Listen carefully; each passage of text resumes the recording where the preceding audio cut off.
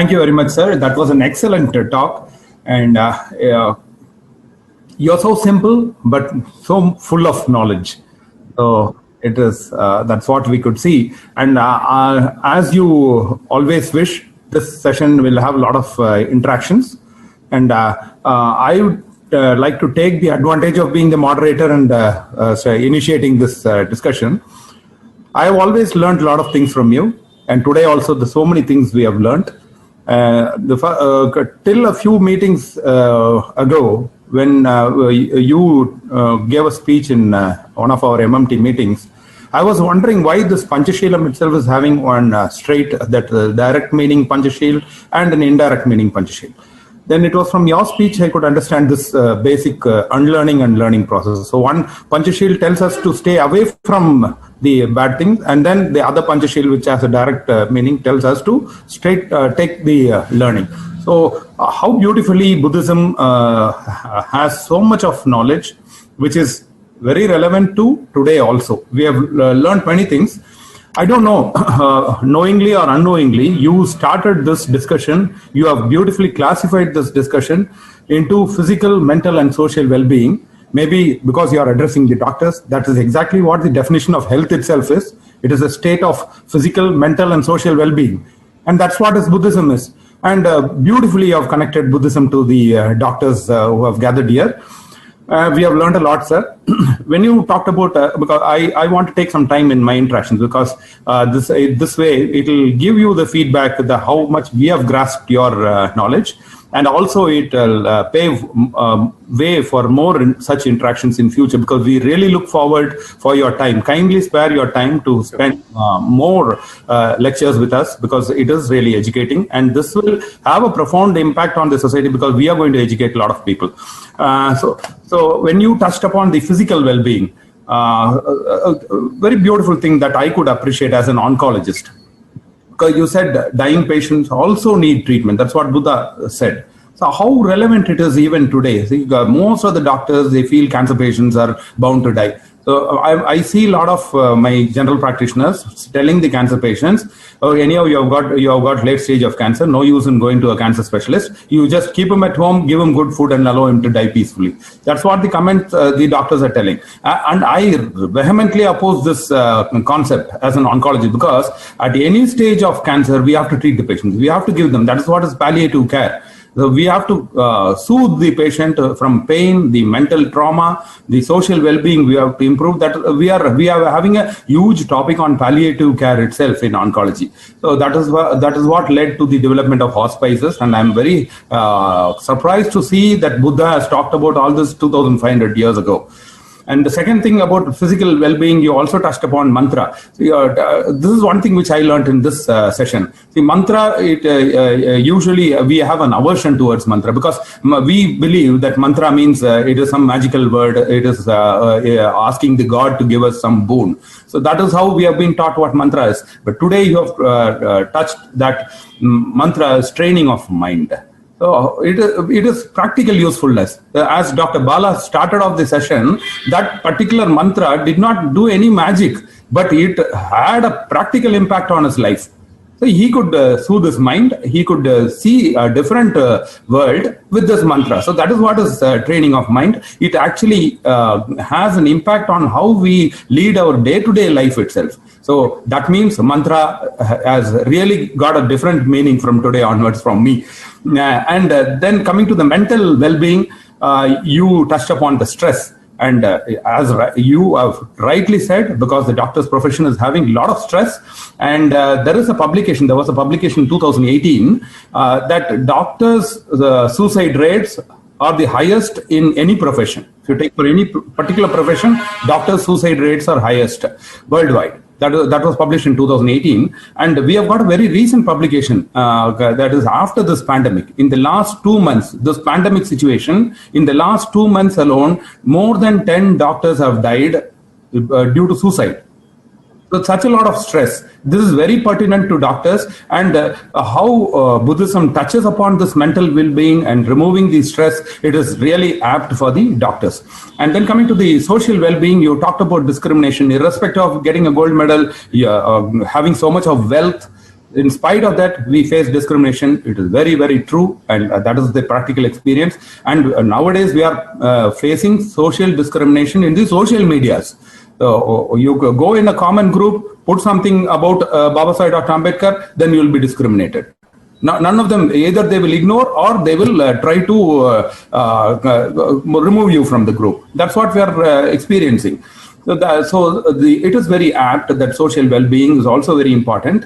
And you rightly said about the social democracy, because that's a huge discussion. People are talking now about political democracy, achieving political democracy without social democracy. They are not bothered about the social democracy, whereas that is the very foundation of political democracy. If without social democracy, there's no use of political democracy, because right now we are having so many MLAs in the reserved constituencies. We are having so many MPs from the reserved constituencies. That means there is a political democracy. We are having the president who belongs to the Dalit community. That means there is a political democracy. But what use? We had a chief minister from the Uttar Pradesh who was from a Dalit community. That means that we have got the political democracy. That means everything should have changed. Then why we are seeing the brutal killing of a young girl in Uttar Pradesh today? So that means we are having a social democracy, but even though we seem to have a political democracy, we really don't have a social democracy. So how very pertinent Buddhism is in creating a social democracy. And the meaning of educate, agitate and organize, that is also very well said, sir, because now we are getting political leaders who are planning to organize people. They're talking about organize, and our people are also talking about organizing people. They feel that if we all stay together, we will win. If we all stay together, we will win. But how we are going to stay together? That is very important, because they don't want to educate the people. They don't want to raise the level of consciousness of the people. They just want to organize the people. So that will be just like a bunch of gooseberries. Once you untie it, they'll spread in all directions. That is not what we want. You very clearly said this. Organize means it is a shared moral action. So that will come only by educating, because nowadays our leaders are concentrating on only organizing the physical strength. It is not the moral strength. So they have to educate each and every follower. So people are not willing to, only the leader wants to think, they don't want the follower to think. So that is not Buddhism. And finally, to the real topic, and to the real question of who is an Ambedkarite, you ended the session with a beautiful explanation of how an Ambedkarite should be. Thank you very much, sir. It was a fantastic lecture. And now it is open for comments from my fellows, because we need a lot of questions, because Gautam Prabhu is an excellent person to give the proper answer, and we need questions, we need answers, so that we can circulate as small bites in our social medias. So that is very, very important in today's life. Thank you very much, sir. Now the session is open. Those who want to ask questions, kindly raise your hands, and we'll be unmuting them, and they can shoot the questions.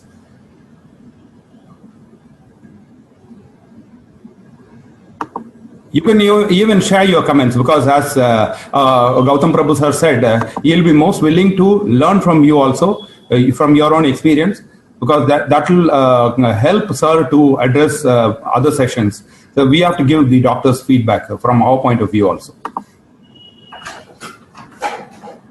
Yes, Dr. Sakya, please unmute yourself and talk. Before that, Doctor. Yes, sir. Sorry to interrupt. Just share me that report, that 2018 report that you were talking about, suicides. Yes, sir, definitely, sir. Very talking for. Yes. Thank you. Rajavathan, you want to share? No, not now. I will share to Gautam Prabhu sir in his WhatsApp. Okay. Okay. Sir, that's what you meant now, sir? Yes. That's what. Sakya, you can go ahead. Yeah. Dhammamitra Gautam Prabhu sir, I have a great respect to you. I learned a lot from your talk and with your personal discussions. I love you so much.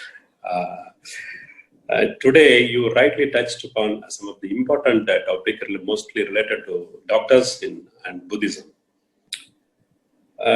Straight away, if I say, in my practice, how I changed myself after learning the Buddhism in my practice. If I say there's some patient, they immediately appreciate that they fall on my foot and saying, respect, sir, you are great, you saved, you are equal to God, like that, they will say usually. Previously, I used to think that, yeah, we have done a good job, yes, we are equal to God, like that, some superior feeling will come.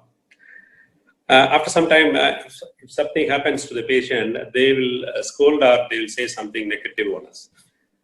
At the time, I will feel very bad for that. But after embracing the Buddhism, I changed myself that why should I be happy for doing the routine things in my practice? If he say that he is very happy and like that. Ultimately, what the message is, we have to take the things on par equal. Even if he praise or if he scold, if we have the mindset to accept or to take it in a normal things, just we have done our duty, it has given the result like this, and it will be good. So I changed myself after embracing Buddhism to take the things both are equal.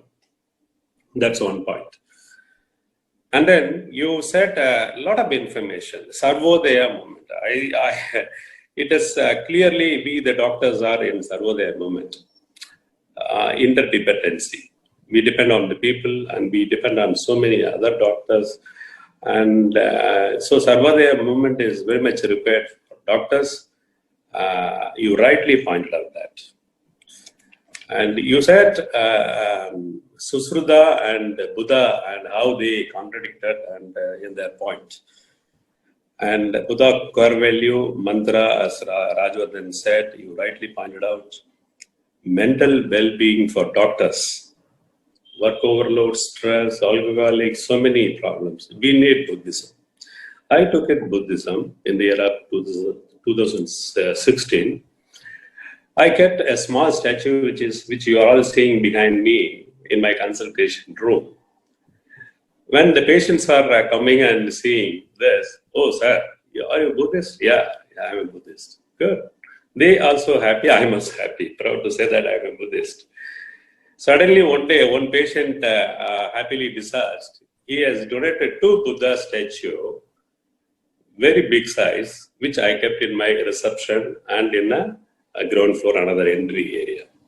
Everybody nowadays will come and see that, oh, Buddha, Buddhism, good, superb, like that only they're saying. I feel very proud. And everybody is thinking that, yeah, hospital is good, and this hospital will be good, and doctors will be good, like that they are telling. As you rightly pointed out, the suffering is the first discourse of the solution and Four Noble Truth. That is the first discourse of the Buddha. That is mostly related to medicine. This Buddha, placing Buddha in a hospital is very much required. Buddha taught about the suffering. Buddha gives some spiritual satisfaction, mental satisfaction, teaches morality in medical practice, compassion. So I proudly keep this Buddha in my hospital. And everybody is happy, I'm also happy. If I want to show my hospital, and this is the Buddha. Yesterday, one patient has given, donated. Oh, very nice. This one is yesterday I received. And just I will show my hospital reception for the audience view. And this is my reception. Today is Sunday, so hospital is free. And this is the Buddha, I have it in my reception. All patient attenders coming, sitting, everybody will see this. And in the entrance, I have the big Buddha statue, the same like this, with the Panchasil, and everybody is happy. So Buddha, as Ambedkar rightly said, Buddhism is very much required for us. We doctors should be very proud and bold to say I'm a Buddhist in Ambedkarite way. So this is my opinion. Thanks for the opportunity. Thank you, sir. Very nice. It is such a great motivation, Dr. Sakya. Likewise, we rejoice the merits that you are having, and you are a very happy man. I always love to see you smiling. So in that way, I rejoice the merits of your work and the contributions that you have made. It is very important thing which Dr. Rajwardhan and as well as Dr. Sakya were referring about Susruta. We have to go a little deeper in that because when Susruta made the statement, why he had made that statement. So I was discussing with some of my teachers about why Susruta said that let the person die and let us not waste our energy. The reason behind that is not wasting energy or resources or time, but the social aspect which is totally connected to it. One, in terms of people charging that, look, you treated and my son or my father or my relative died. So nobody want to take that blame. But Buddha was very strong. Jivaka was very strong. Even if the person is going to blame me, I'm not going to leave that person. I will go to the end of his journey and I'll take care of him. That is compassion. Dr. Ambedkar is called as Bodhisattva because of this reason. Even his own relatives were against him. They were his own brothers who created problems for him by saying that you are misleading us, you are doing this, that, and all kinds of allegations. And yet he did not give up. He went strong and he said that no matter what you speak against me, I will do only the good thing for you. And that is the spirit of the Buddhist. And that's what Buddha taught us. And that's the reason why people like you and Dr. Rajwardhan are boldly sharing your Buddhist identity even to the public. And for that reason, I'm rejoicing the merits. Thank you very much, Doctor. Thank you. Thank you very much, sir. Sir, I have already shared that article. It is from the WebMed. The author is Pauline Anderson, and I have shared it to your WhatsApp. You can have a look. And there are two questions from the chat box, sir. Dr. Pandithurai has asked these questions. One is this Buddham Saranam Gacchami, what we are reciting, is Sanskrit. Are we following Sanskrit? That is the first question. And the second question is, even after achieving MLA, MP or president post, our Dalits are being discriminated. I would like to know how the Dalit people who have converted to Buddhism, how are they treated? So these are the two questions. The first question is about terminologies. The Pali version is the one that we predominantly chant. It is not Sanskrit, first of all. Sanskrit will always end with aha or im. Pali does not end with that. Pali always ends with a. It always ends with a or ing. Pali is directly connected with our great language, Tamil. I will always advocate that Tamil is the mother of Pali. I would always say that. Because if you see the linguistic connotations and the meanings of each and every letter of Pali, it will only land up with the ancient Tamil. Now, what we are currently talking or speaking in Tamil is not the original Tamil, which we are all aware of. We are speaking the 17th evolution of the Tamil linguistics, which means that what was spoken in the first BCE or in the second BCE is very much different. For example, I'll tell you one word, impermanence. Impermanence in Tamil, in the contemporary Tamil, in the 20th or 21st century Tamil, we say nilayamai. That is for impermanence. But if you see the old Tamil, which is of the 4th BCE or 5th BCE, or I would say the classical Tamil, it is called as anityam. So anitya is the same term which we use in Pali called anitta, is impermanence, or anicca is impermanence. So these are all family. These are all from the same family of what we call as the Tamil Brahmi scripts. Now we are mother of it.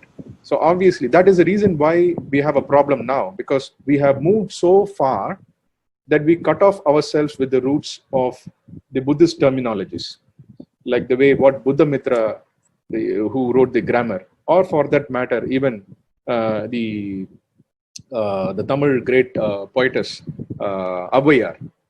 The Atichudi, if you read Atichudi, it is nothing but Buddhism. It's all closely connected to Buddhism. There is only one stanza where they have incorporated Hindu thought. Other than that, there is no Hinduism at all. It is all purely Buddhism.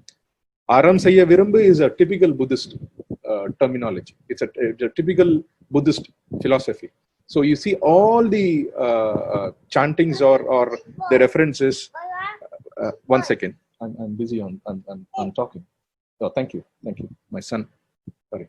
So the thing is, the whole Atichudi is full of Buddhist connotations. Now the problem with us is the terms that were being used have evolved, which we don't use it often, which we don't commonly use. Like for example, Yana. In rural folk communities, we still say for vessel, Yana te edutittu va. That is how we say.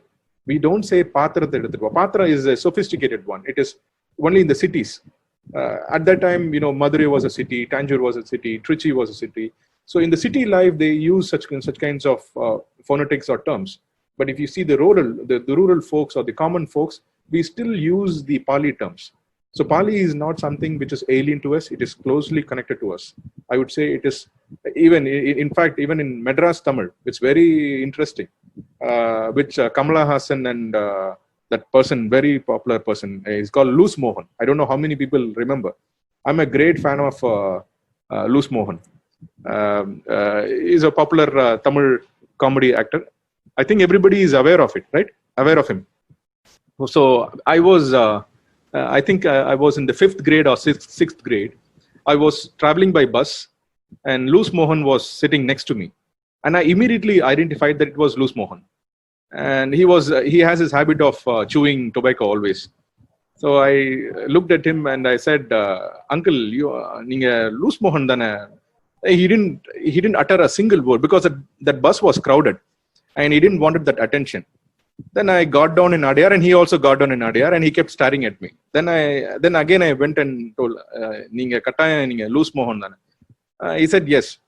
Then when I was interacting with him, and I asked him, it's so basic childish questions like why your name is Loose Mohan, why you should not be called as Mohan, and things like that I was asking. Then I was having that modern bread. At that time we used to have this modern bread. So I was having that bread cover and I was looking for dustbin. I didn't get it. Then there was a place where the garbages are lying. I'm talking about Adyar in the 1986.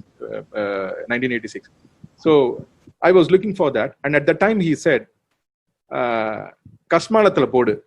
That was a time I understood that this word Kasmala means garbage.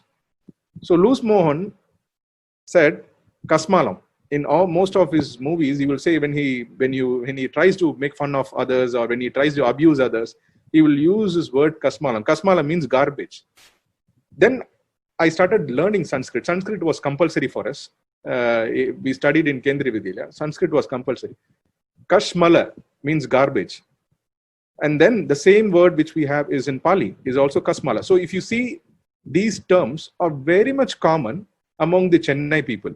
The Chennai people, I would say, Chennai is the only place where we still have the ancient Pali still embedded among the slum dwellers. If you speak to the slum dwellers, you will find so many Pali words. And that's the reason why Pandit Ayyathas and also the contemporary scholar like Jnana Aloysius, who wrote this book called Pandit Ayyathas Thoughts, Sindhanegal.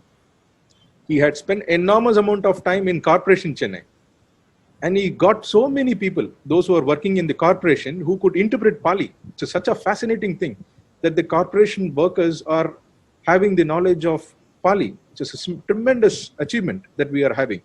Unfortunately, in terms of bringing the caste has brought in such a manner that these guys are low caste. Those who are Buddhists are low caste. They are untouchables. And they are not to be part of, they should not ever be considered as part of the society. That's how the whole social ostracization and isolation came. And then only in the 1890s, they were being brought under the Hindu fold. Until then, they were never part of the Hindu fold. Atishudra is an Atishudra. He was never part of the Hindu system at all. Just because you want them as slaves, they have been brought inside the Hindu fold, and that's how we have become Hindus. Now, for us, it looks now as if like Sanskrit or Pali is an alien word. I would say that a person who is traveling from Europe or any other country, which we consider as an Aryan invasion or whatever, how can they have linguistics? For that matter, Periyar and several other scholars have said that this is a barbaric community. How a barbaric community can have a sophisticated language, it is not possible. So one of my teachers, by the name Gail Lombard is one of the renowned scholars. So she said that thugs and thieves can never have languages. So she says that Sanskrit and Pali was developed by the people who belong to the soil. So this origination of Sanskrit and Pali is from the same soil. So it should not be seen as something like Hinduism. That is the biggest problem which we are having when we are trying to study the cultural anthropology. You will come across all these terminologies incorporated. The difficulty that we are having is the Sanskrit, which came as a formidable force, happened only after Aryans took over, or I would say the Hindus took over, and they tried to destroy the Tamil or the Pali. That's the place where we have a problem. So the chanting that we are having is predominantly Pali. And the whole, say for example, there is a term called Meda. Meda is Medai in Tamil. It's the same thing. It's just a simple way of phonetics that has changed. Meda, Medai. Asoka. We have plenty of names. Asoka. Asoka. Sokam atra. Alla sokam illade. So that's how. Soka is suffering. Soka is pain. So Asoka, a person who does not have suffering. Sumita or Sumati. Mati means mind. Su means pure. So we have so many nomenclatures which are deeply connected with Sujata. And also, for that matter, Sushila. Sila is precepts. Susila. Then Susila becomes Sushila. So it's how the whole nomenclature has worked. So when we try to move away from these kinds of terms, we are actually moving away from our own cultural history. That is very dangerous. That's why we have to be very cautious. We cannot uproot our culture. We cannot uproot, because our culture, the root, the cultural root will define who you are and how this whole school of thought called Buddhism has emerged. So Buddhism emerged as a revolutionary thought. It is not something to do with just a peace and harmony. It's not just that. It came as a very powerful force addressing humanity, the core issues. So when we chant, you chant as much as possible in Pali. If you feel that Pali language is difficult, then you have the choice of developing your own tune in Tamil, which is fair enough. So Buddha was never after imposing linguistics upon anyone. He was very clear that he wants to send the message. He wants to deliver the fundamental crux that he was carrying as Dhamma. And Dhamma does not have a language. The language is nothing. Buddha said the language of the Dhamma is nothing but compassion and wisdom. So our language is compassion and wisdom, not with scriptures. So the choice is up to the individual to choose whether to utter all these things or do chantings in Pali or Tamil or Malayalam or any other language. It's up to the individual. But the most important thing is to understand the meaning and self-actualize this meaning. So this is my reply to the first question. The second question is seeing the Buddhist MLAs, or what is the, am I taking this correctly? How the Buddhist, after conversion, especially the leaders, how they are able to overcome the challenges imposed by the caste system. Is that what the question is? The question is how the Dalits who have embraced Buddhism are being treated nowadays. Great. It's a very important question, Doctor, because enmity can never be destroyed as long as the oppressor changes.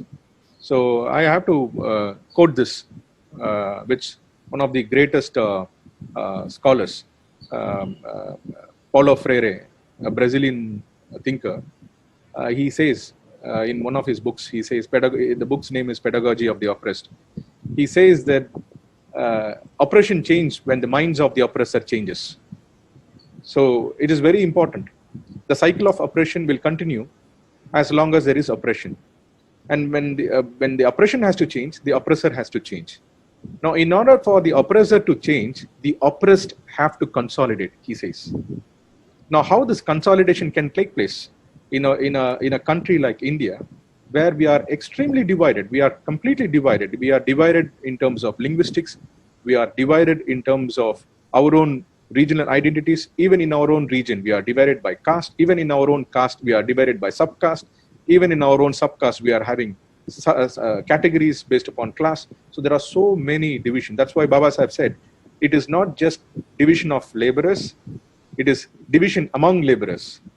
So it's very important. It's not just division of labor. It's division among the laborers. Now, how do we break that? How do we unite the oppressed is very, very important. And for that matter, I would say Buddhism at least helped us to consolidate the oppressed. That's the most important thing. Because only after the consolidation of the oppressed, the oppressor will change. Why would an oppressor change when you're not consolidated? There is no pressure for an oppressor. So you have to create that pressure. How do we create the pressure? All these people have to come together, at least for those who are suffering. Say, for example, in Kerala, we have the problem of the Pulayas and the Parayas. We have the problem, same in Tamil Nadu, we have the Pallas, Parayas and the Arundhatis. The same is the case with the case of Andhra Pradesh or Telangana. Every state has this problem of subcaste. And even for that matter, even if you say Paraya community, then you have Kongu Parayar, you have Vannam Parayar, you have so many Parayas. You have Vetiyam Parayar, you have what they call as a priestly community. There is this priestly community among the Parayas. Valluva Parayar. You have plenty of classifications. How will you consolidate that? So first of all, you have to consolidate. In that way, I would say the Buddhist, after the former untouchables, after embracing Buddhism, consolidated as a Buddhist identity. That happened in Maharashtra, that happened in UP, that happened in Bihar. So that consolidation, same way in Mahar, it's not a united Mahar. It is not at all an united Mahar. We have subcaste among the Mahars as well. They are united now. And that's what we need. Unity is power. Now we have to consolidate that. That is very, very important. And that created a fear. The consolidation of the Buddhists creates fear. Now, because of that fear, they never allowed the provision of SC/ST benefits until 1990. If they didn't have any fear, why would they restrict? We had the embracing ceremony that happened in 1956. Down the line, you see 1990. Only in 1990, there was a special order which was brought, the constitutional, the religious conversion order in 1990. Only after that, the Buddhists can claim the benefits of reservation or SC, ST, whatever that we call it as. Now, such a transition of Indian history, the post-independence, if you see, the contribution of the Buddhists is humongous. You interact with the Buddhist community in Maharashtra. Now they are third generation Buddhist.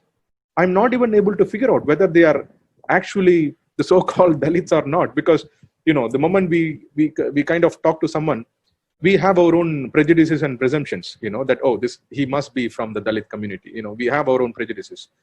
But all these prejudices were being slapped on my face when I met the third generation Buddhist in Maharashtra. And you call me, when some of my friends' son, when they call me uncle, I'm son of so and so. I was like shocked that really I was not even able to believe, because they have gone to that level. So that kind of social transformation Buddhism has brought. Now we are breaking all the barricades of merit.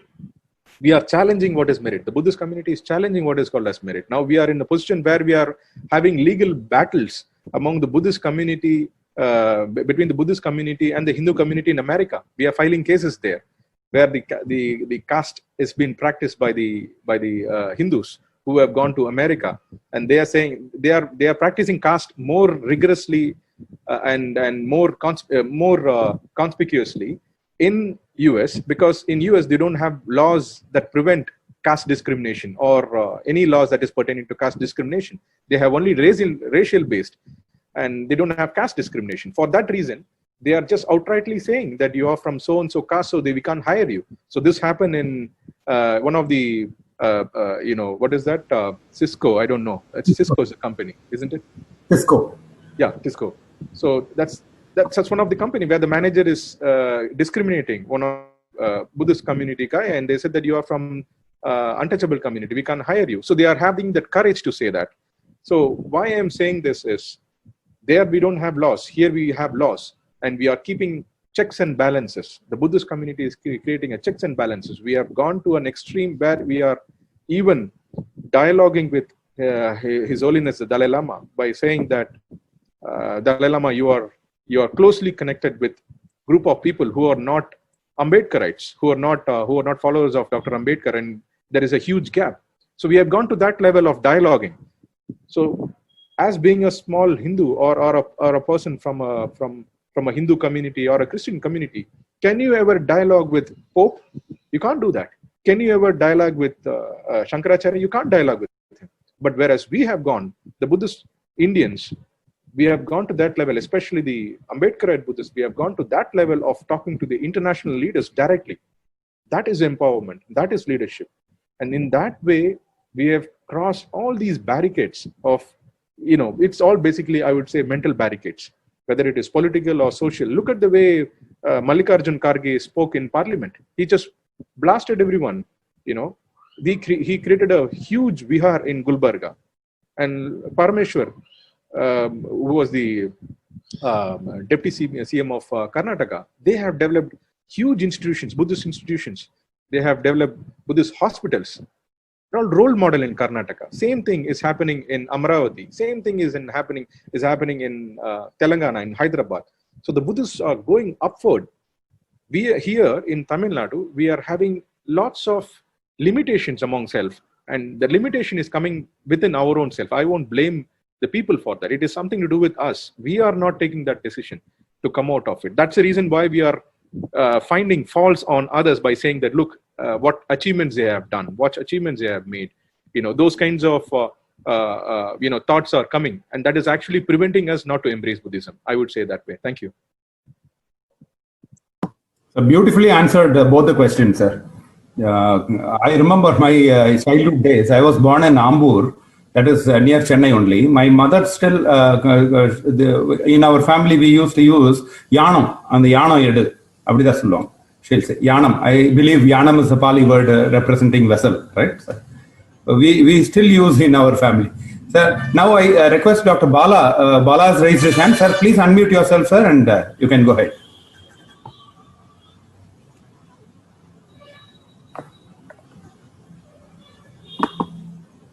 Sir, Bala, sir, you have not unmuted. Yeah, no.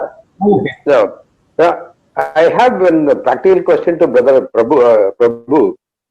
You said about Christians from Ambedkarites, we can't accept them because strictly it is incompatible. My practical question is, I have good friends in Christian denominations, SCs, who don't enjoy the privileges of reservation. But I believe that 62% of Christians face untouchability in the Christian community.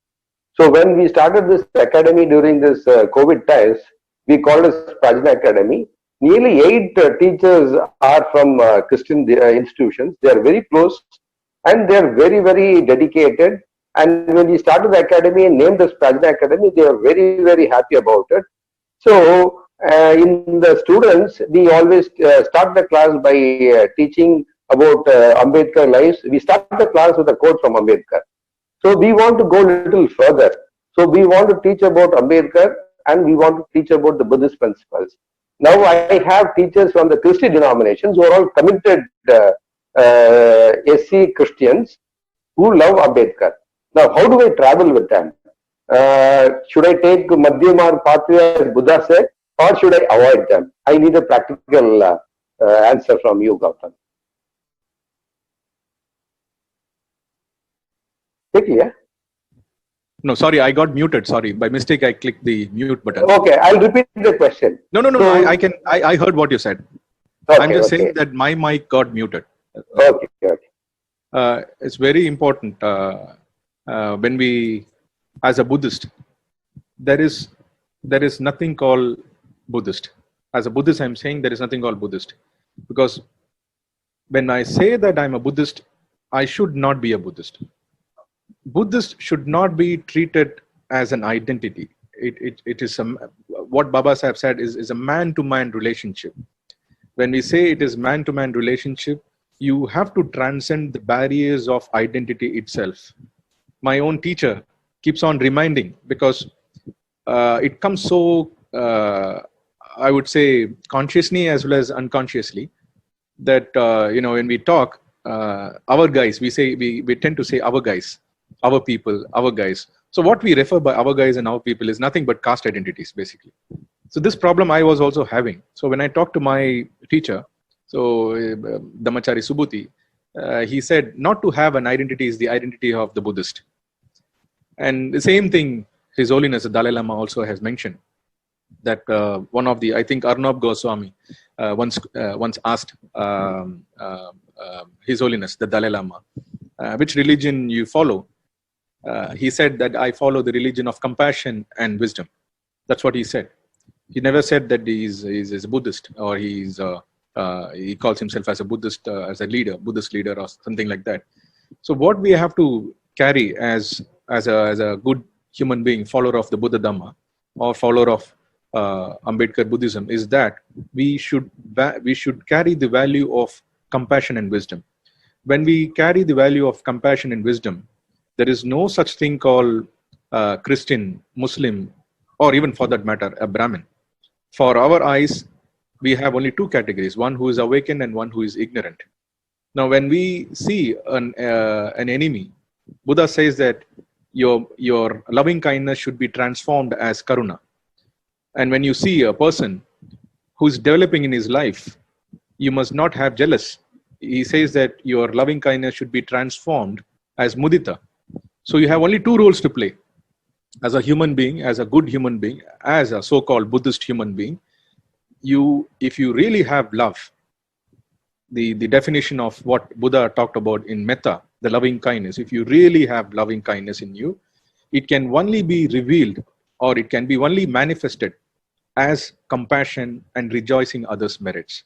So in that way, you have to embrace. I have my closest friends who are mullahs, and the mullahs will never leave me in terms of Eid or in terms of Ramzan, even in terms of COVID. We all join hands and we work together.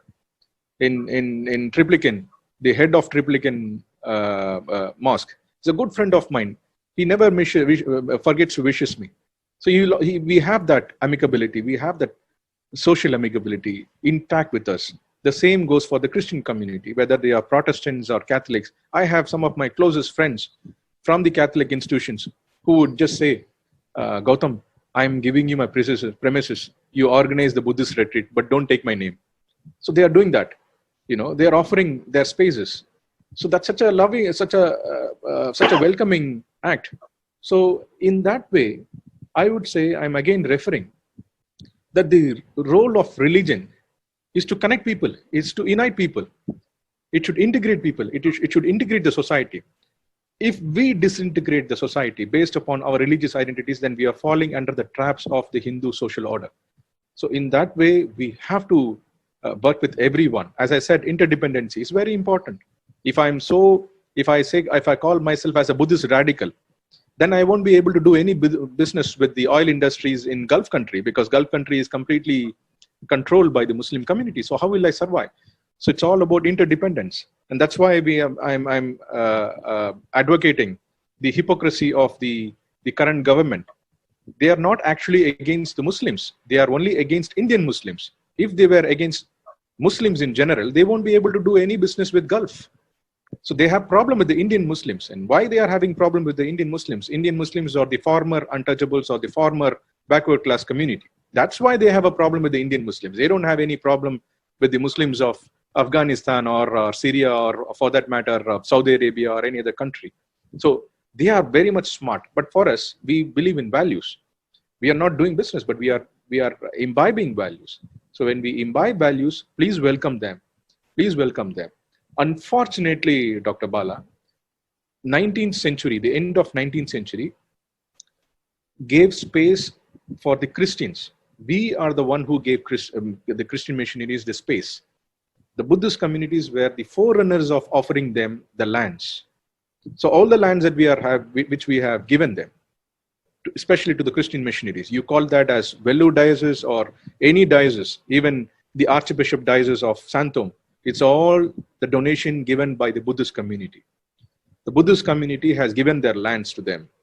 And it is their moral responsibility of every Christian to support the Buddhist initiative. That's what I keep telling my own priests who are Catholic priests, who are parish priests. I boldly tell in front of everyone that it is your moral responsibility to give us back. Even for that matter, in the 1891, 1892, you see the whole Depressed Class Land Act was brought by the Buddhist, not by the Christian. It was brought by the Buddhist. It was Pandit Ayutthadass who came with a strong document proving the rights, the land rights of the Buddhist community, and which was later on taken over by Lord Tremenhere. Lord Tremenhere was the one who brought this in the Parliament of the British. That's how the whole, our campaign. So our campaign of the Buddhists is running in every century. I would always say that every century, the Buddhist contribution is very high. But now, since we have given the land, the Christian missionaries having huge amount of lands everywhere. And we all know what is happening in Christianity is also the caste-based discriminations, and there is fights going on. There is lots of debates going on. There is this Dalit Christians, there is this Nadar Christian, and then you have in the church, we have one path, one side portion meant for the Dalits. In Chengalpattu, we had this, on the left-hand side, the Dalits were asked to sit, on the right side, the upper caste Dalits were asked to sit inside the church premises.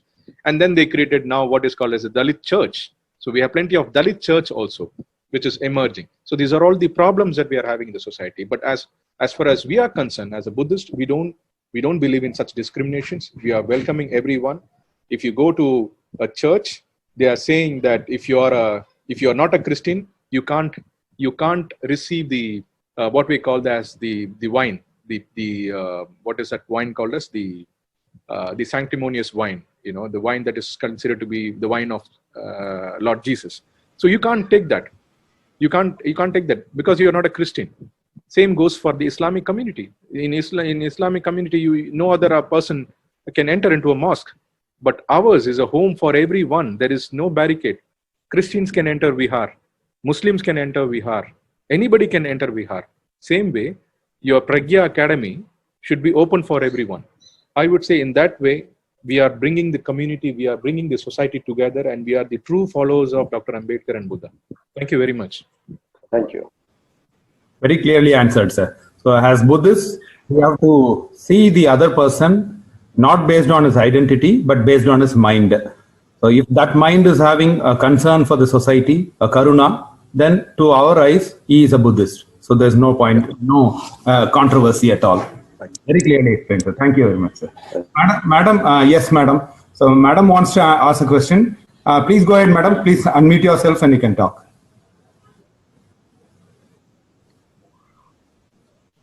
He said that there's no caste system in Buddhist community, but at the same time there is reservation in Buddhist community. So it means that all the Buddhists are having reservations, or the newly converted Christians, how they identify these people, converted people. Okay. Now, the complications that we are having in our Indian legal system is that we have something called the minority rights. We have something called the Prevention of SCST Atrocities Act. Now, for example, if I'm a Christian and if I belong to the scheduled caste community and if I'm embracing Christianity, then I will be termed as a person from the backward class community, which means that I'm not entitled to exercise the legal rights. So for that reason, one needs to have that category. If at all you are going for the legal challenges. So only a person who has the community certificate as a scheduled caste can alone exercise the Prevention of Atrocities Act. So that's the biggest problem. For example, in Maharashtra, in Nagpur, there was this infamous case called I don't know whether you are aware of it or not, that Botmange case, where Mr. Botmange's daughter and wife were raped by the whole village, the upper caste villagers. So, there were so many who raped, but he was a Buddhist. And since he had the certificate with him, he was able to appeal to the court based upon the constitutional provisions. which was given under the Prevention of Atrocities Act, ACST Act, which is popularly called as the ACST Act.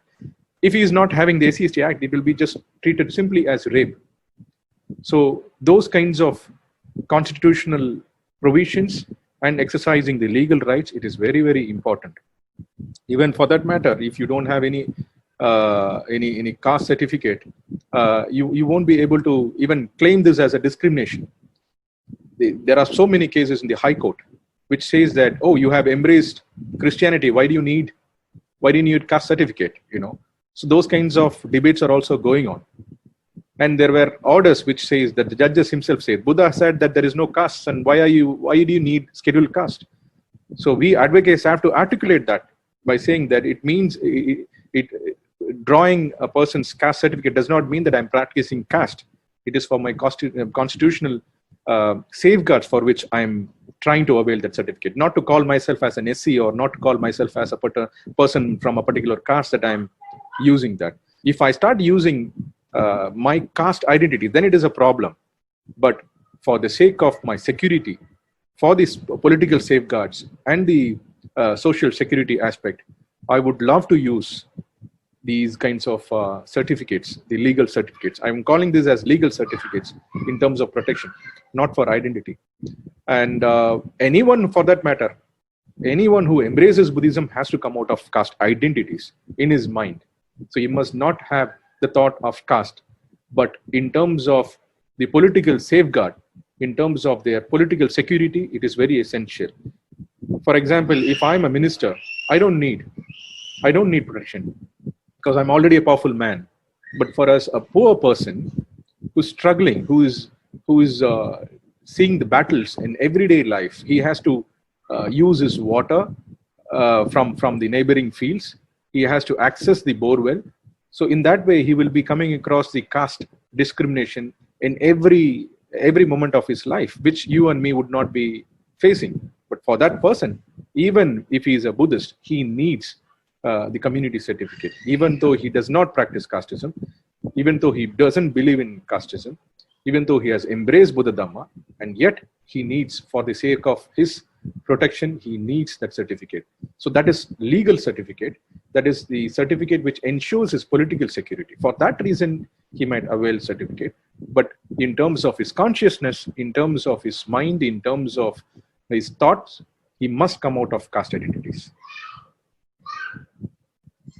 Thank you, Doctor. I hope that is clear, madam. Yes. Sir, Madam, we are nearing the... Sorry.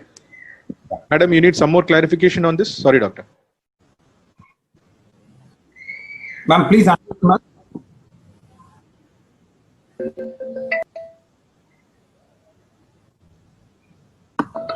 Ma'am, again, muted, sorry. Yeah, now it's okay. Now it's okay. Yeah. I want to know whether I am not clear by your explanation. The thing is that if how the others in this Buddhist community treat this converted Buddhist, this scheduled caste. If somebody is okay, as an outsider, others, how others see. Okay, it's right. Baba's. No, sir, I think madam is asking if OBC or a Brahmin converts to Buddhism, how he will treat a Dalit converting to Buddhism. Is that what, madam? That way. Okay, that's very interesting. Madam, there are lots of people in the year 1956 who did not belong to the SCST community, have embraced Buddha Dhamma along with lakhs of people. So they all have diluted their caste identities. They have completely come out. It's very interesting. When I first visited Diksha Bhumi in the year 2003, there was this house which was having Dr. Ambedkar's image. So the immediate thing that came into my mind, oh, he must be from my caste. So I entered and I said Jai Bhim, and they also said Jai Bhim. And then I started having the conversation, and then they said that, sir, we are not. We were from, my forefathers were from backward class community, and we embraced Buddhism. So that was like a big shock for me, because it never occurred to me in my mind that I thought anyone who carries the image of Dr. Ambedkar must be a Dalit. So in that way, I see in the neighboring households of Diksha Bhumi, we have plenty of such examples. They will come forward and offer you free food, and also the durries and blankets, many donations they are making. So I would love to rejoice them in this moment, because that is the openness that Buddha has given. So in that way, there are good number of population from the Buddhist community who also represent the former backward class community. Thank you. Thank you, sir. That is very clear. Sir, how much more time we have, sir? Because it is nearing 1. How many more questions we can take? With your permission, we can take a few more. Yeah, we can, sir. We can. I'm available until like 1:30. 1:30. Okay, sir. Okay, sir. We have another 30 minutes, so we'll try to make the best use of it. There was another question from Dr. Pandithurai again. How is there any action plan for taking forward Buddhism to the people? So, what would you suggest to the doctors? How are we supposed to take it up?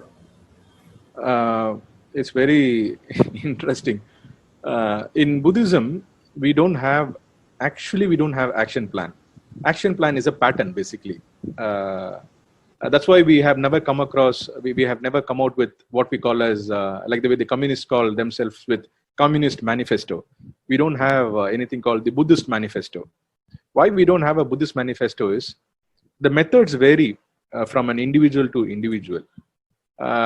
When I meet a doctor, his demands are very different.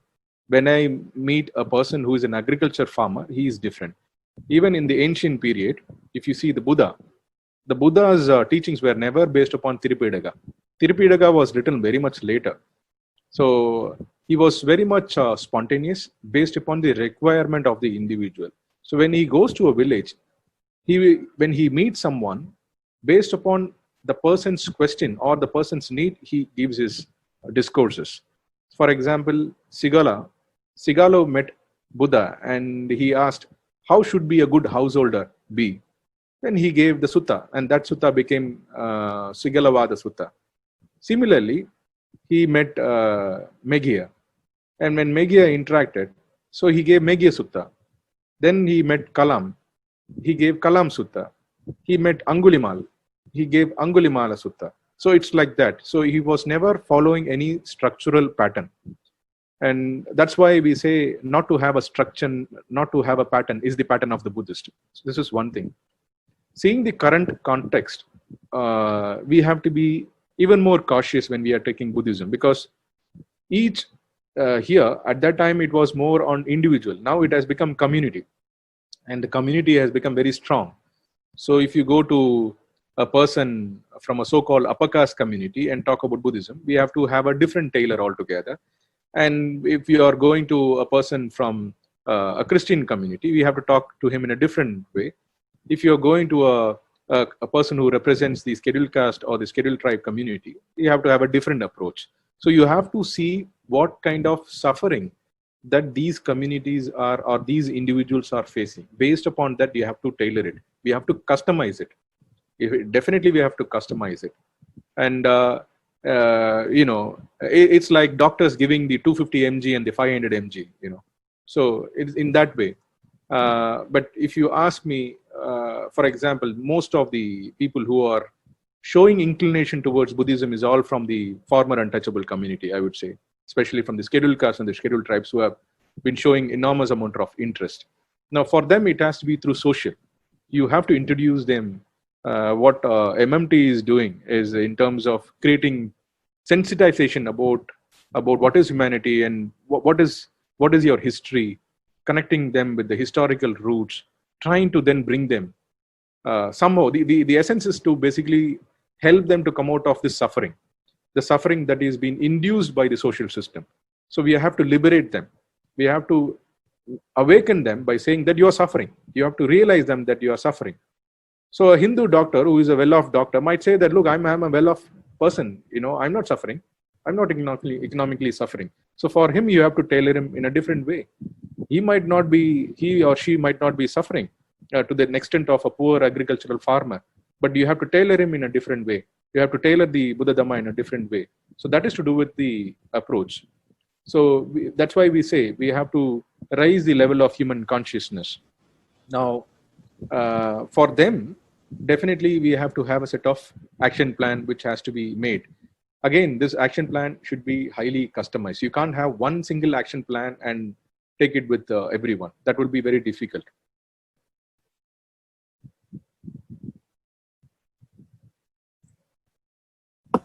So that is well explained, sir. You have beautifully told us. So the treatment is Buddhism, and it depends on the patient. So we have to tailor it according to the patient. So that's what you are trying to say. That's right. And that is why we have also divided. So it is not a standard protocol. So we'll have to look at the population that we are approaching, and accordingly we do. So we have selected the patient who is suffering the most. So that is why we have targeted the scheduled caste people who are suffering with discrimination, and for them this treatment of Buddhism in a social perspective will be the right treatment. So that is why MMT has taken up that task, and that, as you rightly said, we have started taking the historical aspect and giving their moral boost, educating them so that they agitate and organize. Right. So that is very pertinent, sir. So to approach the scheduled caste, what will be the action plan? That is what we are supposed to think of and put it into effect. Right. So the most important thing, Doctor, if I may interrupt, the aspect that we have to encourage among the scheduled caste community and scheduled tribe community is on two dimensions. One as being a Hindu, and other thing is coming out of Hinduism. When we are talking about Hinduism, we see enormous amount of temples that we are seeing in Tamil Nadu, and all these temples, if you see, it's all controlled by the Brahmins, and the Brahmins are the priests, and they have a complete authority over it. Now, why do we have to serve them?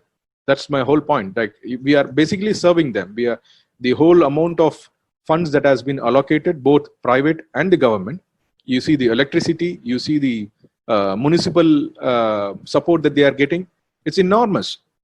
And for pilgrimages, and even for that matter, even Islamic community, every year they have close to about 600 crores which has been allocated for the Hajj pilgrimage. So 600 crores is nothing. But if you compare that with the Hindu temples, it runs in several lakhs of crores, I would say, a huge amount. So why do we have to make this live?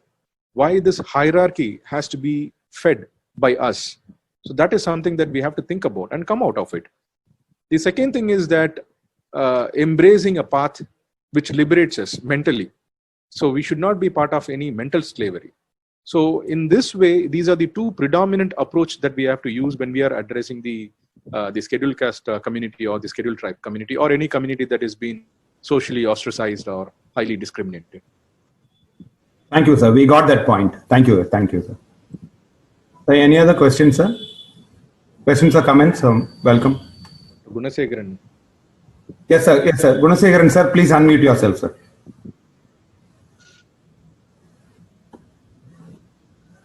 Sir, good afternoon. Good afternoon, Doctor. It's a pleasure listening to you, sir. Likewise, Doctor. I had the pleasure of talking to you earlier this week. It's not a question, just a comment. You're really an ocean of knowledge, sir, regarding Buddhism. I think it is very difficult to take in what you have talked over the past 2 hours. I don't think it's possible for anyone to absorb all those things in one sitting. What I feel is we need multiple sittings, and every of our Zoom meeting, I think we can have Gautam Prabhu sir having a small session, explaining about the concepts in every session and taking 1 or 2 questions in every session. So that way, we will all be more enlightened, we will all be more knowledgeable, so that we are able to convey the message to our fellow brothers in a much more clear way. What Gautam Prabhu sir has told over the past 2 hours to 30 of us.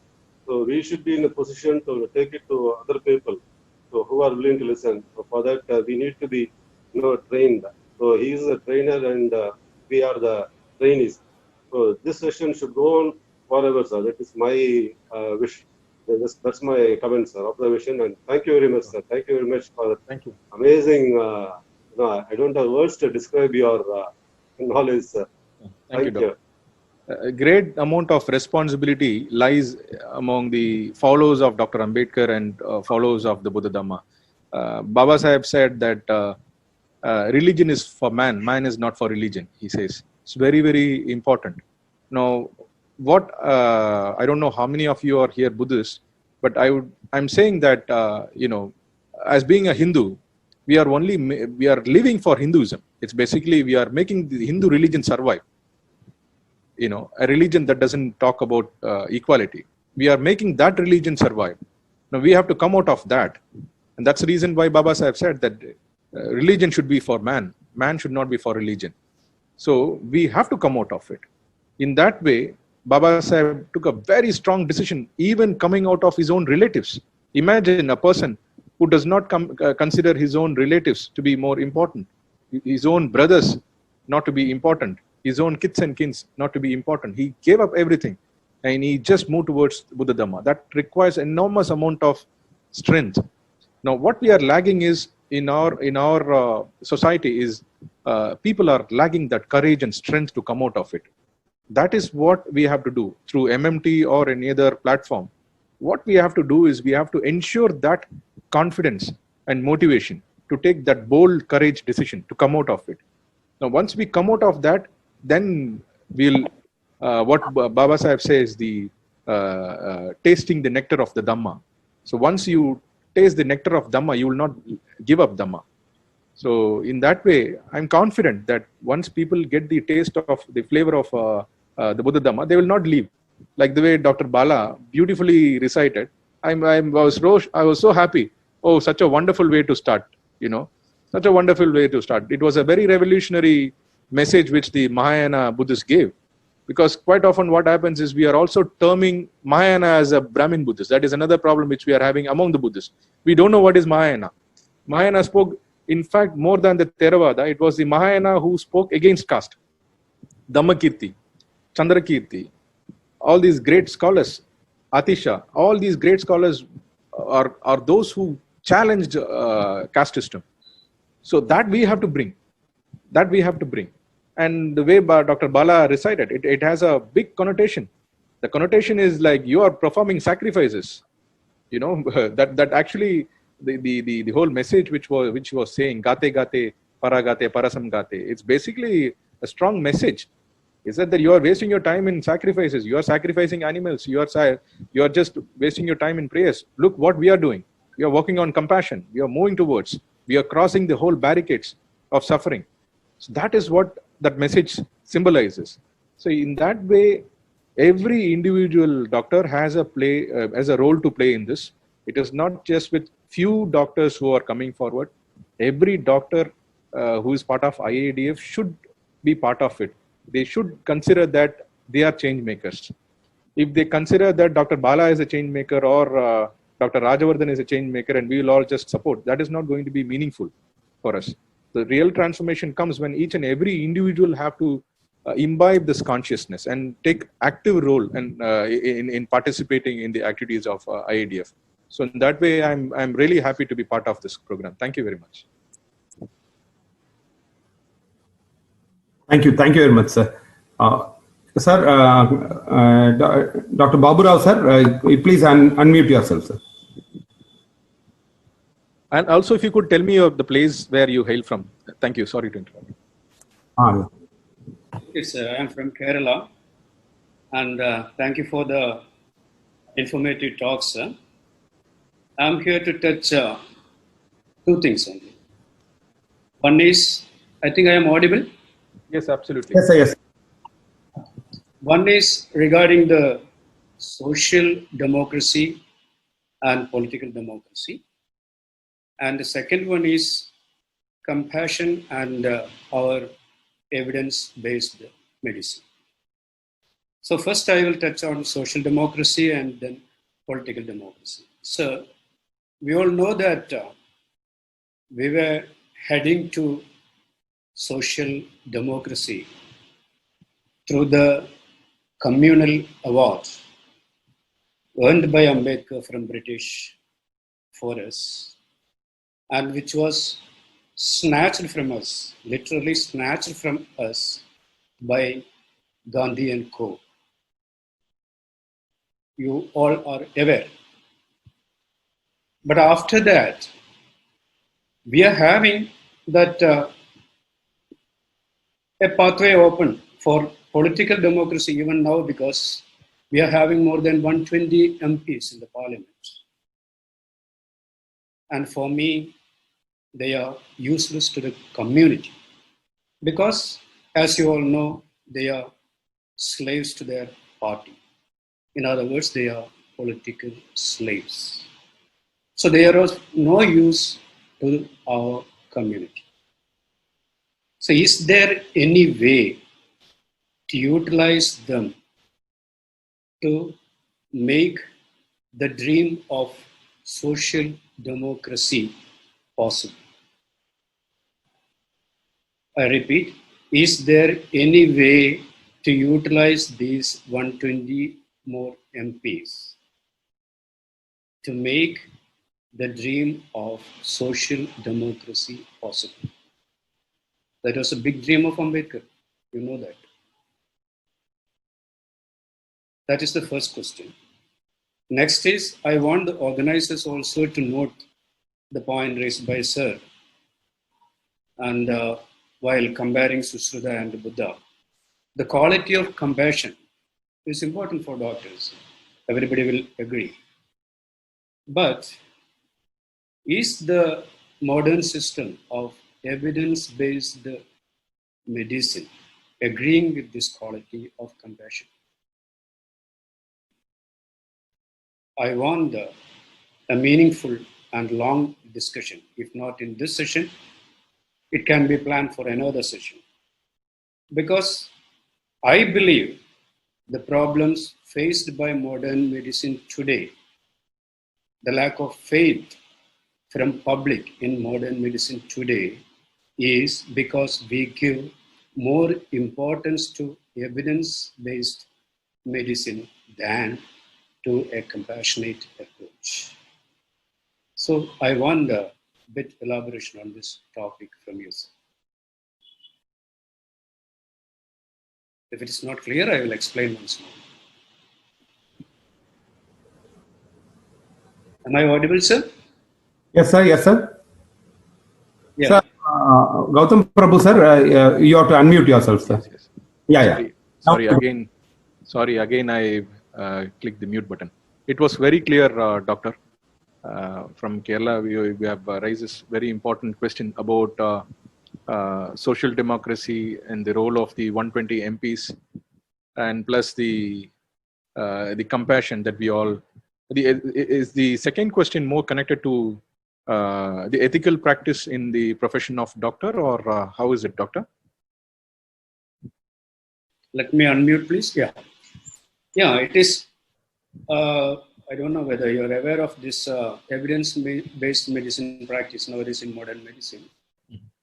We are supposed to keep evidences, keep record of everything, and keep evidence in support to our diagnosis and in support to our method of treatment.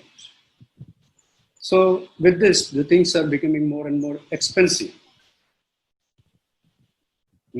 which may not be affordable to the common public. So the moment you enter a modern medicine hospital, you are made to spend more and more money. To me, it looks unnecessary, because clinically, if you can diagnose a case, and with your experience, if you're sure that this is this, and you can treat with simple medicines. So far, we were doing that. But nowadays, we are forced to practice this evidence-based medicine. In other words, we are forced to practice what is called safe medicine. Because we have to keep ourselves safe first, not the patient. That is defensive medicine. So this defensive medicine becomes costly, and it keeps a distance between the doctor and the patient. That is the patient becomes a consumer and the doctor becomes a, what you call a businessman like. Right. He is the provider of service. So that way, our profession is facing a big challenge. So I think both sides should answer this. Our experts from our profession and you. You can talk about compassion and our professionals can talk about evidence-based medicine. Great. So the second question, as you have said, that I can give my Buddhist interpretation, but I would give the onus to the IADF doctors to explain this further because they are directly involved since I'm not from that profession. The first question is about the social democracy and the politicians. You mean the Dalit politicians, the politicians who represents the scheduled caste and scheduled tribe population. I would. There was a time I used to get really annoyed with them, and I used to get really upset. They are very useless, and they are doing nothing. They are fit for nothing, and all these things. Even for that matter, the recent shift over of Ramdas Atavale. What I met Ramdas Atavale way back in 2005 and 2004 was very different, and now we see different Ramdas Atavale. Same thing with Udit Raj and few others. So there are. We have to understand the political dynamics of our country, Doctor. I mean, I'm not underestimating your experiences and knowledge, but kindly allow me to share mine too. What I'm seeing here is, for example, just imagine that tomorrow Dalits have one majority in the 545 seats. We are 300, and some ex-Dalit party has won the election, and 300 MPs have been elected, and we have the prime minister, we have the cabinets and everything. We can't run the government. It is to be clearly understood. We can't run the government. Reason behind that is we don't have any power in World Bank. We don't have any power with European Union. We don't have power in IMF. We don't have any power with the OPEC nations. So we don't have any power with the United Nations. So the system is functioning in a very obvious manner that only Congress and BJP can alone rule. Even communists cannot. So it's like the American system, like the way Republican and Democrat functions. India's system of political democracy should be seen in terms of international politics. Now, how easy it is for us, even after winning, even after becoming a prime minister, what kind of transformation that we can bring. The finest example that I can give is BSP winning a landslide victory in Uttar Pradesh. They themselves could not do that. It's very difficult. We all know, Kanshiram worked really hard to establish his political party and wanted to make it as a national party. Even after winning elections, this lady has become a chief minister thrice, and still we are far behind because the resources are not percolating. Resources are not reaching. We can't make plans without finance. So that part we have to be very, very, very, very cautiously understood. Even if we form tomorrow government, World Bank will not be interested to give funds. So we have to understand these basic financial mathematics if we talk about politics. It's not just winning election. It is surviving after winning the election. That's the most important thing. And to understand based upon these conditions, now what certain politicians did, they knew this arithmetics. So based upon that, person like Ramvilas Paswan or several other leaders, I'm sorry, I should not name all those names, all these renowned politicians, they knew this very clearly. And that's the reason why they had to make a choice whether to be part of BJP or whether to be part of Congress. Mallikarjun knows that Buddhism is the future, but still he chose Congress. Parameshwar knew that Baba Saheb's path. My personal interaction with the Deputy Chief Minister of Karnataka was this. When I met him 5 years back, I told that Gautama, we don't have choice. We are caught in between these two groups. So we have to choose the lesser evil. So in that way, they choose Congress. So say they don't have choice. They have to choose this. So you are making a choice between the evils. And when you are making this choice between the evils, you have to identify with your own wisdom, which is lesser evil and which is the most dangerous evil. That is the kind of politics that we are living. I'm very sorry to say this. And the second part is, how as the Buddhist community tomorrow, for example, how we can, fulfill the dreams of Dr. Ambedkar by bringing what Baba Sahib said, the kingdom of righteousness. How do we bring this? How do we materialize it? You see the Parsi community, you see the Sindhi community, you see all these communities, the Marwari communities, they are influential because of their financial aspect. So they made this point very, very, very strong, that the community will always be together and they will be exponentially growing in terms of finance. Now, to begin with, they all have the community fabric very strong. And that's what we as a Buddhist should understand, that how do we bring this unity among our community? The only path for us is Buddhism. That's one thing which we have to come back again and again, that we have to become a Buddhist. With the Buddhist consolidation, what happens is we will not give up. Say, for example, if something happens to Dr. Rajvardhan, a person from Kerala or a doctor from Kerala should be the first to raise the voice, So no matter whether Dr. Bala is a Tamilian or not, a person from Odisha should come forward and support Dr. Bala. That integration we have to bring, and that is possible only by Buddhism. So that consolidation is what matters a lot. And coming back to this MPs, now what we will do with these MPs? There are Dalit MPs who are with BJP. There are Dalit MPs who are with Congress. Now we should not cut off the relationship. We should dialogue. If it's like throwing 100 stones and one mango gets dropped, it's like that. Somewhere we have to bargain. For example, we know that the Minority Commission is under the control of the BJP government. So it doesn't mean that we have to give up our position as being a member of the Minority Commission. So it's very important. In our strength, even though the political framework is not in favor of us, we have to use our wisdom to motivate our leaders to place our requirements or our applications or our appeals being heard. That is what we have to think about. Because if we cut off, then we will be politically isolated. That is also dangerous. Political isolation is very much dangerous. We look at what is happening to the Islamic community. It doesn't interact with the other community. So because of that isolation, they are not able to mingle with others, and then they are being easily targeted. We should not be easily targeted.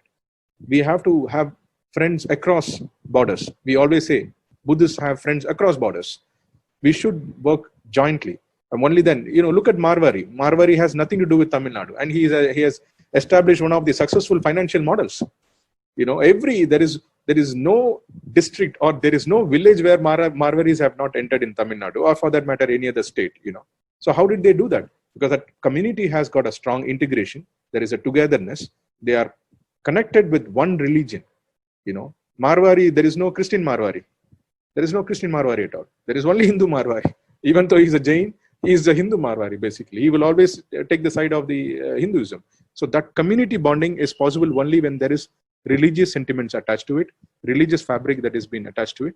And with that, Marwari will be representing in a BJP party or Congress party or any other party. That doesn't matter for him. But he made a point that his community will survive. Seeing those political fabrics, if we are talking about political leverage, then we have to make certain compromises. And yet, we should also not compromise our values. So that part we have to be very clear. And even though personally I might not like the social welfare minister, but we are trying to lobby with him. So that's the way we work. In Maharashtra, that's the way we work. So that's the way we try to leverage, even though I don't like Shiv Sena. But what we can do now? In Maharashtra, Shiv Sena is the only party which is challenging the BJP's hegemony.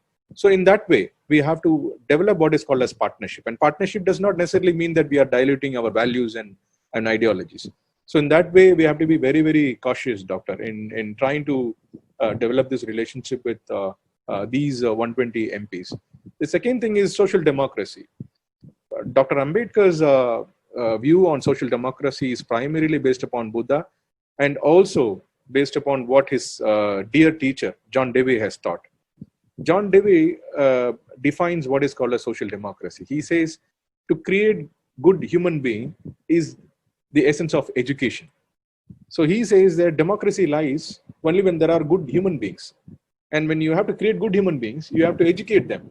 That's why Baba Saheb brought this term called education. He said education is a precursor. Same way Buddha did education. So for Buddha, it was awareness. So he said you have to create awareness. We have to awaken the people. So both of them did the same thing. And we have to awaken our mass. So social democracy, if it has to materialize, it has to imbibe the qualities of liberty, equality, fraternity. If it has to imbibe the qualities of liberty, equality, fraternity, then it has to embrace what is called as the human values. So human values have to be embraced. Only then it will evolve itself as social democracy. Because what Baba Saheb says that the barrier between one man to another man has to be broken. That is what the true nature of social democracy is all about. So social democracy can be materialized only when we break this barricade between man to man. So that is possible only through Buddha Dhamma. And the second thing is with your profession, the doctor's profession, we have a huge problem in this. One, that we have this medical mafia, which is also there. We have to see this in two different frameworks, doctor. I'm sorry, I have great regards to your profession. One is the medicine that is being imposed upon our people. Is very much tremendously dangerous, which you would be a better person to articulate. We have medicines that are being banned and that is still coming in our country, and still it is being spread all over. And the second thing is the private hospitals, which is charging humongous amount of charges against the patients. So it has become extremely challenging for the poor to access. And what the government of India is doing is it is trying to trivialize the importance of government-run hospitals. So the facilities are deteriorating day by day. The functioning of the government hospitals is also getting really bad. Far better is our Tamil Nadu system of government hospitals. If you compare that with UP or Haryana, it's absolutely ridiculous. I mean, I've come across primary health centers in Haryana where they are having goats and buffaloes tied inside. So that's the kind of situation which we are finding in the northern states. And I have the photos also. I will share that. I've personally taken these pictures. And if you see in South India, especially in Kerala and Tamil Nadu, we are far better in terms of government hospitals, at least in comparison to the northern states. So we have to also emphasize the government hospitals to be run with equipped with sophisticated equipments and state-of-the-art technologies. And at the same time, we should also take a moral stand, at least for those who are running the private clinics and private hospitals. We have to come with what we call as the Buddhist ethics. It's very interesting that Buddhism also has an oath. It's called the Vejjavatapada. So in Vejjavatapada is that it's like the oath for the doctors. So like the way we have the oath of the what we call as the Hippocratic oath, isn't it? That's what we say, the Hippocratic oath. And then we have the Jewish oath also, and then you have the Japanese oath. So similarly, the Buddhists have developed their oaths as well, because Buddha was very much clear about attending his patients. He said that it happened in one of the examples that some of the monks get diseased, and few monks they just move away. Oh, this particular monk is diseased, so let us all move away and let us isolate him. So Buddha came forward and he not only told the monks to attend them, he himself went and took care of these monks. That's one of the finest examples which we have in the Buddhist stories of during the time of the Buddha's era. So he gave so much of emphasis about care, especially about the palliative care, which Dr. Rajavardhan said. And in fact, I would say Buddha is the founding father of palliative care, I would say.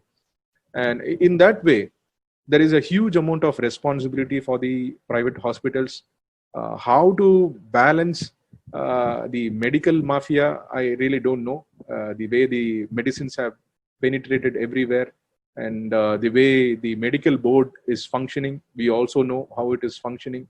The banned medicines and the way even all these, the thing is that we are buying raw materials from China, and we are producing our medicines in Ahmedabad and few other places in Gujarat. So it's all again coming to the medical mafia thing, and they are trying to impose these medicines upon our people. So for that, I would request the doctors to kindly respond to it, how you are going to judiciously do your profession. That I don't know. I mean, I'm not able to say that. Thank you, Doctor. Thank you, sir. You have excellently answered the first part of the question. I think Dr. Baburao will be convinced with that.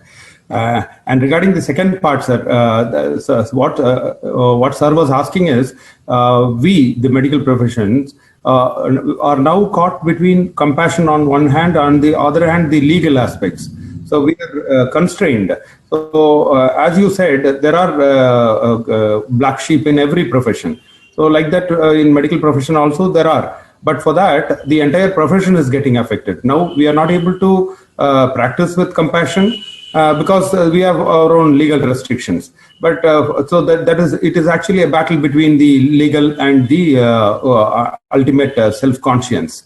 So I would say, Dr. Baburao sir, Gautam Prabhu is the right person to address this also. So because he, being a Buddhist, the compassion on one hand, and being an advocate, touching the legal aspects on the other hand.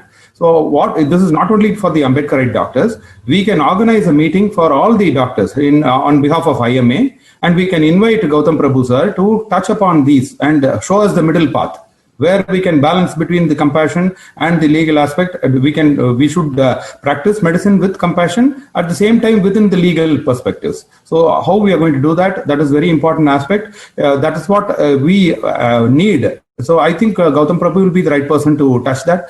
I hope you can spare us some time, sir. Sure. We are having persons from IMA. I could see a banner, IMA banner of Tambaram. And we have IMA office bearers of Perambalur. Dr. Arivadagan is there. He is on duty now. And I'm sure Dr. Baburao will be having influence over the IMA in Kerala. So we can have an IMA meeting. We can invite Gautam Prabhu, talk in the open forum regarding the middle path between compassion and the legal aspects. Sure.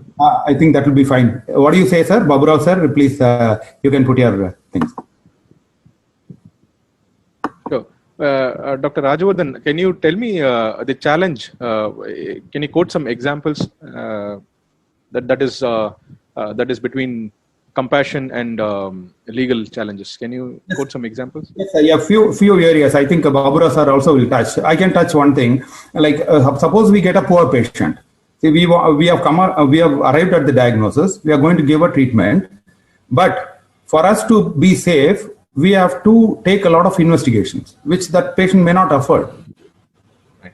Otherwise, we cannot simply treat. We know what the diagnosis is. Like it is in your field also. See, the judge may be knowing who is the culprit, but still he cannot punish him because he has to rely on the evidences. So if the evidences are not there, then he cannot punish them. So similarly, they are putting it on the medical field also. So unless you document all the evidences, we cannot treat. So that means our hands are tied. So there are situations like this which we can share with you. And before we invite you for the IMA, we will be sharing such experiences. Baburao, you can add your input also. Yes, sir. There will be hundreds of incidents to quote, sir. Right. So that was the simple and the best example, sir, already said. And you can imagine a situation. Suppose one person falls from height and he sustains a head injury and he comes to the casualty, and we all know that what he is suffering from. But to treat, we need evidence. We'll have to wait for a CT to come. So it will consume the golden moments in treatment. So the moment the hours, sometimes you have to spend hours to get a CT done in government setup. So that precious time will be wasted. And by the time when the report comes, the patient will be gone. So such situations are there. We can't treat the patient out of compassion like that. We'll have to wait for evidence nowadays. Right. That situation fails. Right. So how to change that situation? Okay. That's what the legal side, from the advocate side, we have to get the support. Without evidence, if you are treating, you are harsh. No court will understand our compassion, sir, because there is no evidence for compassion. You can't produce evidence. I'll quickly respond in a minute, actually. This is very important. What happens is when we teach Buddhism, it's very interesting how Buddha has gone so deeply into the psychology of one's mind. When we practice loving kindness, he says there are two enemies for human beings. One is the far enemy, the other one is the near enemy. He says this. So people are aware of far enemy. The far enemy is somebody like, oh, we, for the Dalits or Ambedkarites, they will say, Brahmin is my enemy and all those things. Those are all far enemies. Those are all far enemies. The near enemies are those who are very close to us. Our own brothers, our own sisters, they are also our enemies. Reason behind that is most of the fights that we have all occurs among our friends and our relatives. We don't go and fight with a stranger. It's very rare, very rare. But most of our animosity, most of our anger is all bestowed upon those who are closer to us. So that's why Buddha says that you have to be very, very careful with your close enemies. And the second thing that he says is when you are being compassionate, the near enemy, you will be very biased. So you wanted to support, you wanted to extend your compassion to your own family members, like the way Buddha quotes about mother's love. So mother's love is not a true love, he says. He says that it is a very biased love. The mother wants his or her child to be in a better position. Oh, my child did not eat food. My child did not have good education. My child should have a better job.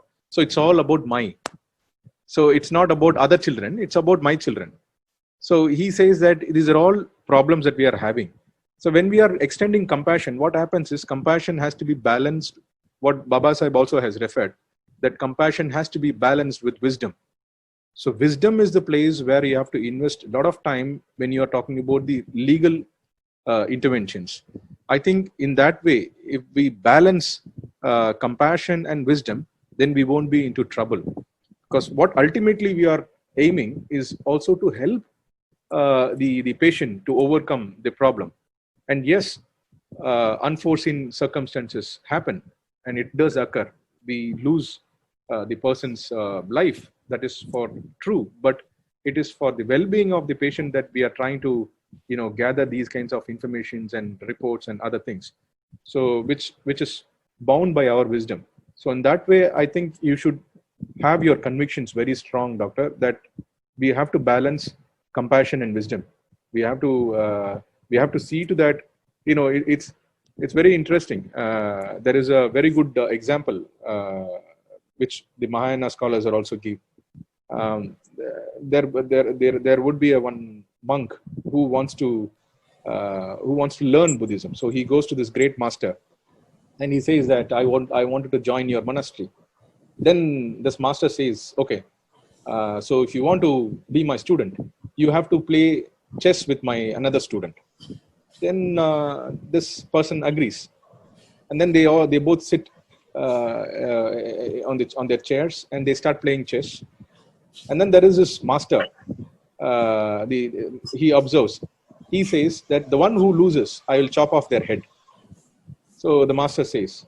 So both of them become very serious. Both these people, the one who is already a student and the other one is the newcomer. So both of them, when they are playing chess, they will be very, very strong. They will be playing very cautiously.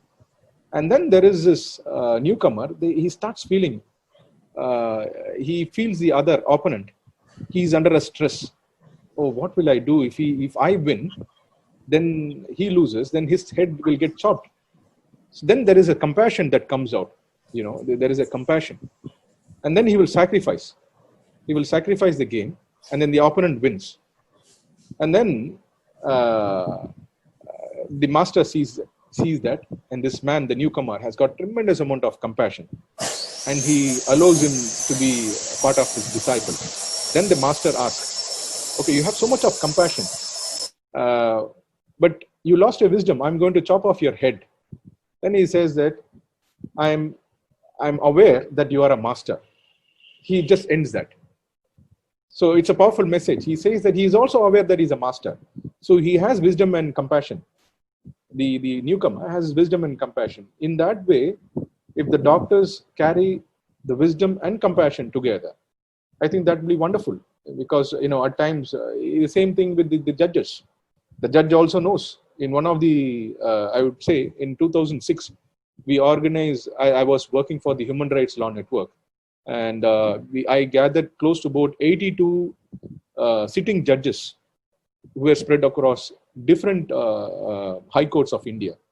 We brought everyone from Calcutta, from Ahmedabad court, from the high courts of Chennai, from the high courts of Bangalore, everywhere. And we brought nearly about 82 justices.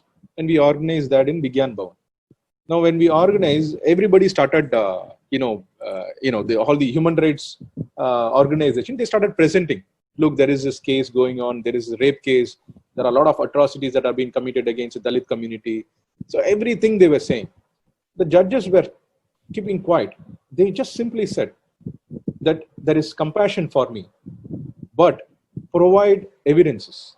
Without evidences, you can't win the case. So that is the wisdom of judge.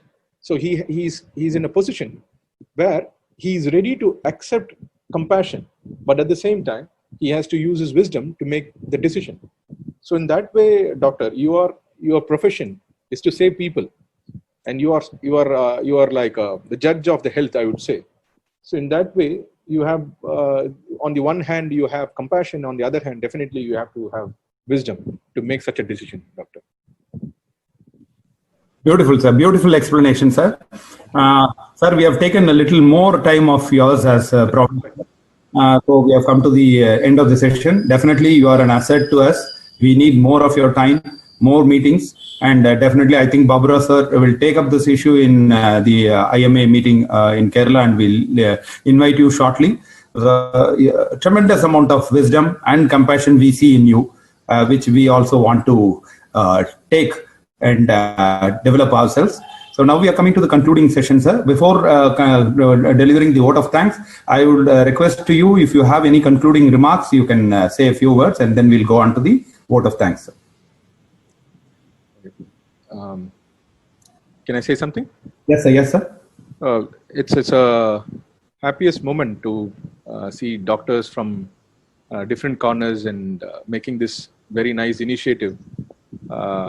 We have a long way to go, doctor, and doctor's profession is always seen as the best profession in at least the mindset of the Indians, is that we always consider doctors as gods. So we have two professions in which we see the resemblance of God.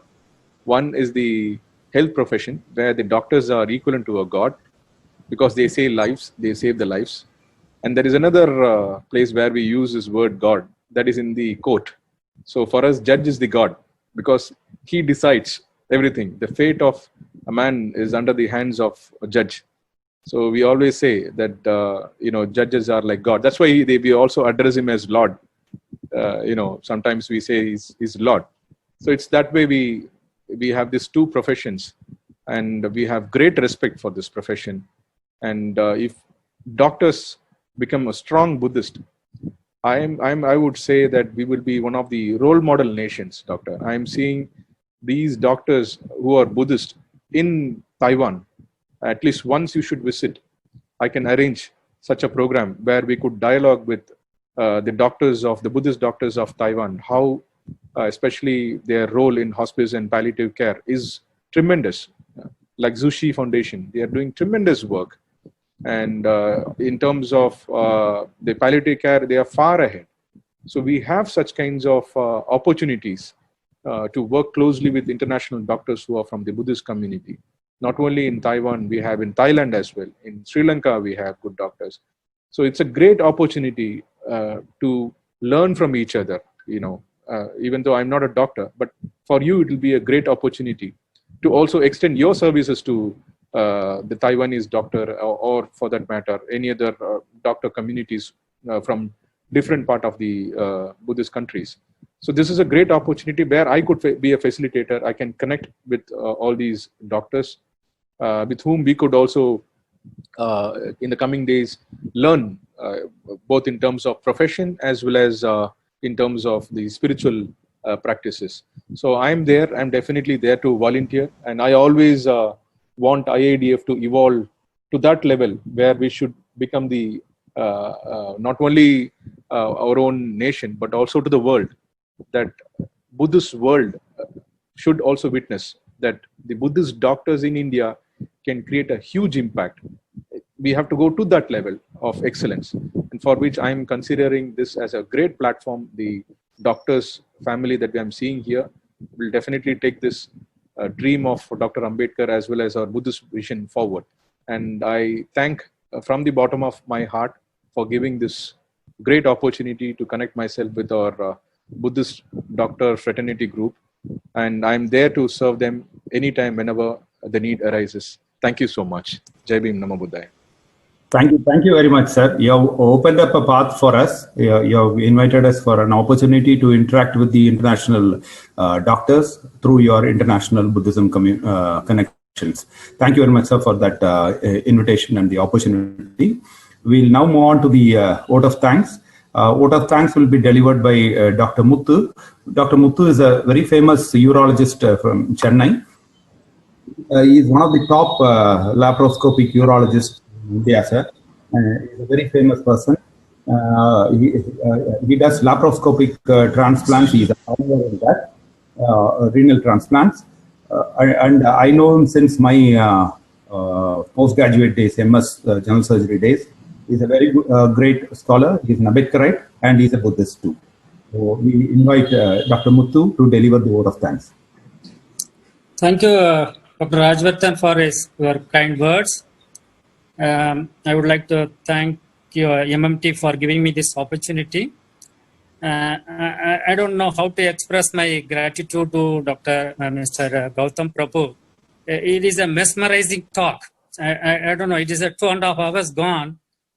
Even as actually, like so many webinars, so many talks going on, you kept us and you binded us through the Buddhism as well as Baba Sahib teachings.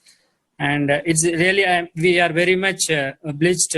Thank you so much for your knowledge sharing, and thank you, sir. Thank you so much. And I would like to thank MMT, IADF, and all the members who are in the program. Thank you so much, and we would like to see you again for another talk. Thank you.